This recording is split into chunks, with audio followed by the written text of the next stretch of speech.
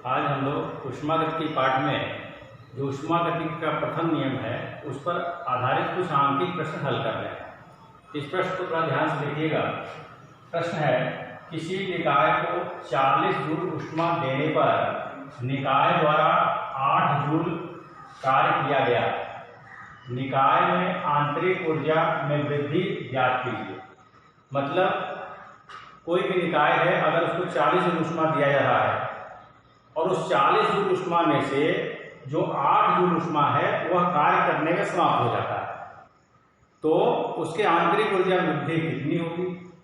जैसे कल एक उदाहरण दिया था कि हमको कोई 100 रुपया दिया, तो 100 रुपया में से अगर हम 50 रुपया खर्च कर देते हैं तो कितना हमारे पास शेष बचता है, तो कहेंगे 50 रुपया। उसी प्रकार से ये 40 जूल ऊष्मा जो है निकाय को दिया जा रहा है, उसमें से 8 जूल ऊष्मा जो है वो समाप्त हो जा रहा है कार्य करने में, तो आंतरिक ऊर्जा में वृद्धि कितनी होगी, बस कुछ नहीं करना, इसमें से 40 में से 8 को घटा देना। तो इसके लिए प्रथम ऊष्मागतिकी का प्रथम नियम आपको बताया गया था। क्या बताया गया था कि स्थिर दाब पर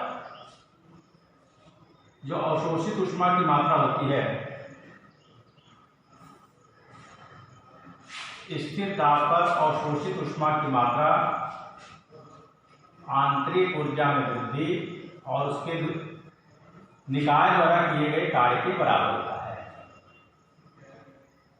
अब देखिए, निकाय को ऊष्मा कितना दिया गया, 40 जूल। आंतरिक ऊर्जा में वृद्धि पूछ रहा है, मतलब डेल यू या डेल्टा यू पूछ रहा है। और निकाय द्वारा कितना कार्य किया गया, आपका 8 जूल। अब डेल यू मतलब आंतरिक ऊर्जा में वृद्धि हमको निकालना है, तो आंतरिक ऊर्जा में वृद्धि बराबर क्या हो जाएगा, 8 को अगर इधर पक्षांतर कर देंगे, डेल यू इधर बचेगा और 8 का पक्षांतर करेंगे तो यहाँ पर ये माइनस हो जाएगा, अर्थात 40 ऋण 8 बराबर 32। मतलब निकाय की आंतरिक ऊर्जा में वृद्धि जो है वो 32 जूल का होगा। तो छोटा सा सवाल था, इस प्रकार से हल कर लेंगे। एक दूसरा प्रश्न देखेंगे, एक गैस एक वायुमंडल के विरुद्ध आयतन 5 लीटर से 10 लीटर तक प्रसारित करता है। मतलब दाब कितना है, एक वायुमंडल दाब है, लेकिन स्थिर दाब पर उसका जो आयतन है, निकाय का आयतन जो है वो 5 लीटर से बढ़कर के 10 लीटर हो जाता है, मतलब प्रसार होता है। तो इस प्रक्रम में निकाय परिवेश से 40 जूल ऊष्मा अवशोषित करता है। तो अगर निकाय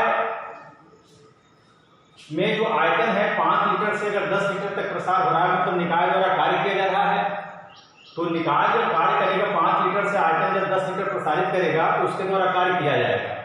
तो कार्य करने में कितना ऊर्जा लगेगा, पहले उसको हम निकाल लेंगे, और उसको कितना ऊर्जा परिवेश से मिला, मतलब सराउंडिंग से कितना ऊष्मा उसको दिया गया। तो यहाँ पर दिया गया है 400 जूल ऊष्मा दिया गया है। तो पहले हम यह याद करेंगे कि पहले जो निकाय कार्य कर रहा है वो कार्य करने में कितना ऊर्जा उसको लग रहा है, और फिर उसको कितना ऊर्जा मिला, तब हम पता कर पाएंगे कि आंतरिक ऊर्जा में वृद्धि कितना होता है। तो देखिएगा, तो जब निकाय का प्रसार होता है तो उसके लिए एक फार्मूला है, बताया गया था आपको, W बराबर स्थिर दाब पर निकाय द्वारा किया गया कार्य W बराबर P डेल्टा V। फिर W बराबर P डेल्टा V का मतलब अंतिम आयतन माइनस प्रारंभिक आयतन। फिर W बराबर P V2। देखिए 5 लीटर से 10 लीटर हो गया, मतलब V2 कितना है, 10 लीटर, और V1 कितना है आपका 5 लीटर, और दाब कितना है, एक वायुमंडल, तो 1 गुणित 10 में से 5 घटाएंगे 5, मतलब 5। अब देखिएगा इसका मात्रक थोड़ा देख लेंगे, तो ये आपका आयतन है, आयतन का मात्रक लीटर और दाब का मात्रक वायुमंडल, मतलब ये 5 लीटर वायुमंडल है। जो इसके द्वारा किया गया कार्य है वो 5 लीटर वायुमंडल है।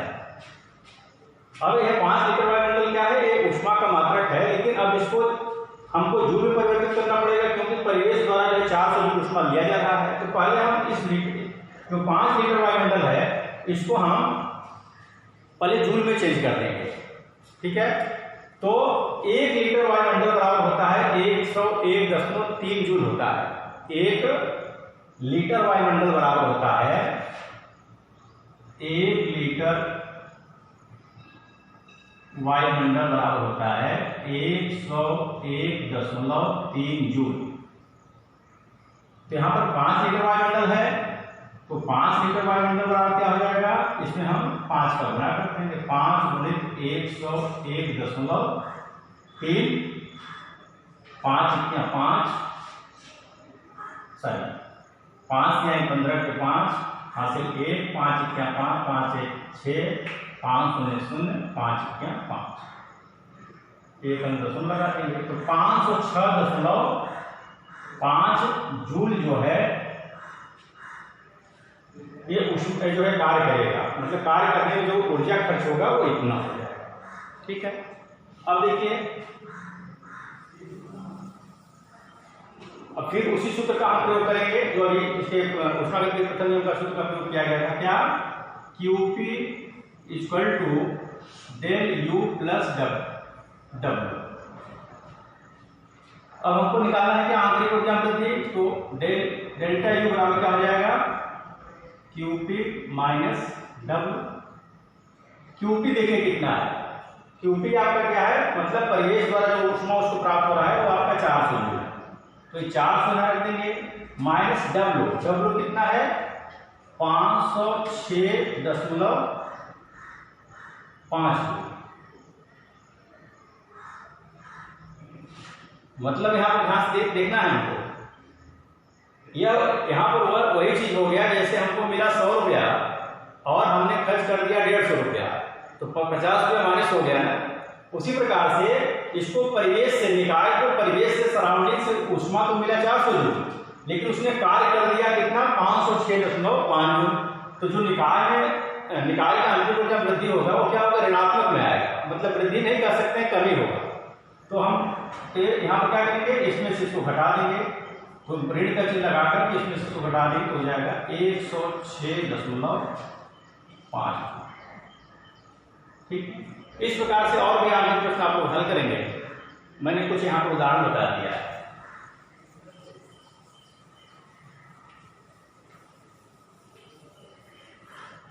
एक और छोटा सा टॉपिक है, देखेंगे एंथैल्पी।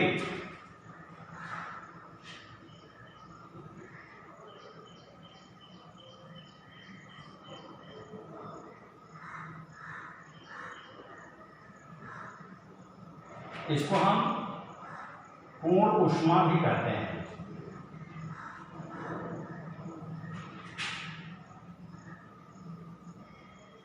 या इसको हीट कंटेंट बोलते हैं।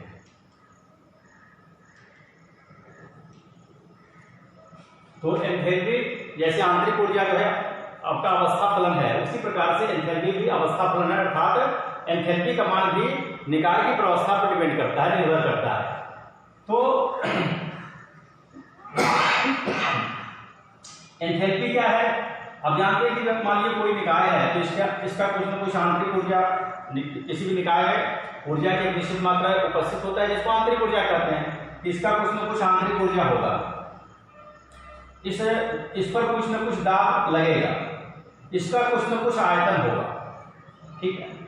तो ये जो आंतरिक ऊर्जा है और जो दाब और आयतन के गुणनफल का जो ऊर्जा है, मतलब पीवी का जो गुणनफल है उसका, और यू मतलब आंतरिक ऊर्जा का जो योगफल होगा, उसी को हम कहते हैं एंथैल्पी।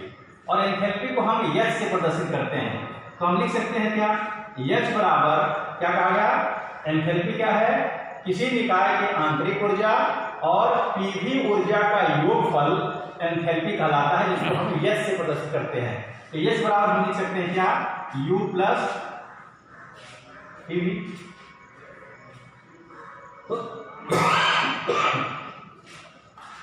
अब देखिए कि ऊष्मागतिकी का प्रथम नियम हम लोग पढ़े हैं, तो ऊष्मागतिकी के प्रथम नियम में क्या बताया गया है, QP equal to del U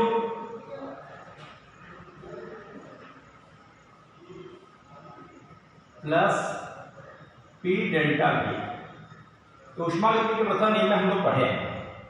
तो यहाँ पर हम देखिए लिख सकते हैं QP equal to del U का मतलब डेल यू क्या है, यह आंतरिक ऊर्जा वृद्धि है। आंतरिक ऊर्जा वृद्धि बराबर क्या होता है, निकाय की अंतिम अवस्था की आंतरिक ऊर्जा माइनस निकाय की प्रारंभिक अवस्था की आंतरिक ऊर्जा। मतलब इसके जगह हम लिख सकते हैं U2 minus U1 plus P, और डेल्टा भी क्या है, जब भी बताया गया कि बता दिया है प्रश्न में 5 लीटर से आयतन हो गया 10 लीटर, मतलब आपका डेल्टा भी जो है अंतिम प्रावस्था की आयतन माइनस प्रारंभिक प्रावस्था का जो आयतन होगा उसका जो अंतर है, अर्थात डेल्टा भी की जगह हम लिख सकते हैं V2 माइनस V1।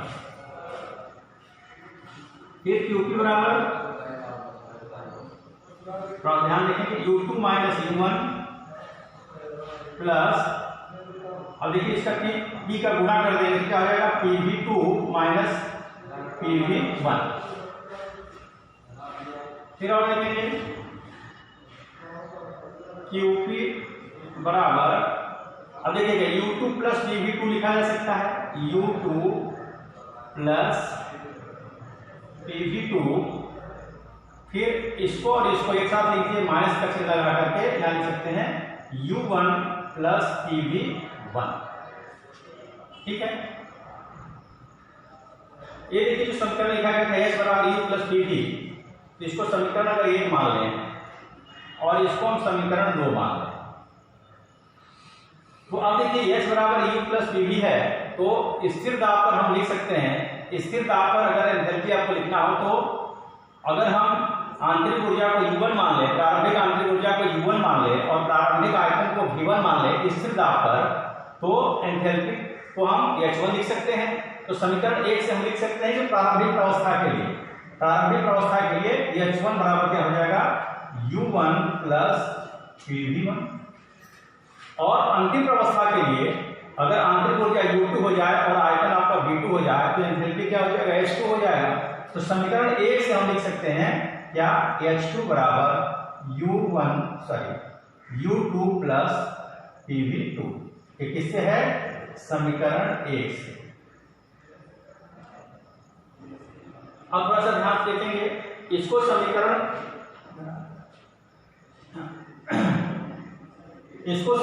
3 मान लें और इसको समीकरण हम 4 मान लें, तो अब यहाँ पर देखिए U2 प्लस PV2, तो U2 प्लस PV2 के जगह हम H2 लिख सकते हैं और U1 प्लस PV1 के जगह हम H1 लिख सकते हैं यहाँ पर।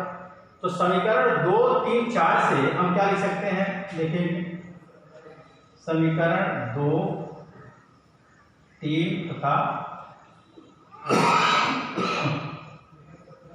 4 से लिख सकते हैं क्या, QP इक्वल टू, अब देखिए U2 प्लस PV2 की जगह हम H2 माइनस H1 इसकी जगह, तो QP बराबर क्या हो जाएगा, डेल्टा H।